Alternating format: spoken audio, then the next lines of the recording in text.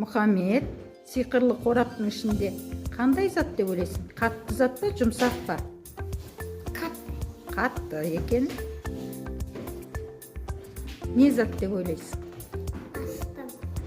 Арыстан деп ойлайсың ба? Ал енді алып қарай ғой. Не екен? Жылқы, ат, иә? Түсі қандай? Түсі қандай? Қоңыр екен. Бұл жабайы жануар ма, әлде үй жануары ма? Үй жануары, тамаша. Ол қалай дыбыстайды? Ат.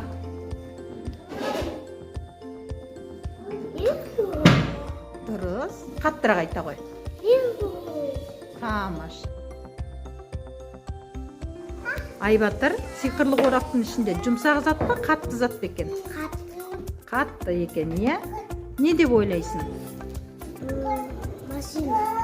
Машина екен, қайдан білдің сен? Ойланып, қолыңмен сипап сезіп. Дөңгелек айланып тұр, содан кейін машина деп ойладың, иә? Ал енді алып көрсең болады. Дұрыс тапты ма? Тамаша. Айдана, сиқырлы қораптың ішінде жұмсақ зат па, қатты зат па? Жұмсақ екен, иә?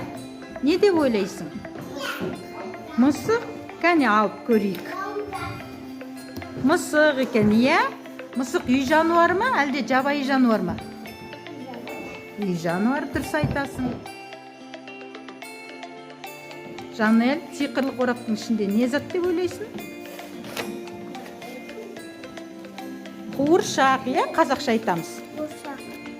Кәне алып қарай ғой. Қуыршақ екен, иә? Қуыршақтың шашының түсі қандай? Қара ма? Дұрыстап, мұқият қарай ғой. Қоңыр. Көйлегінің түсі қандай? Ақ екен, иә? Тамаша.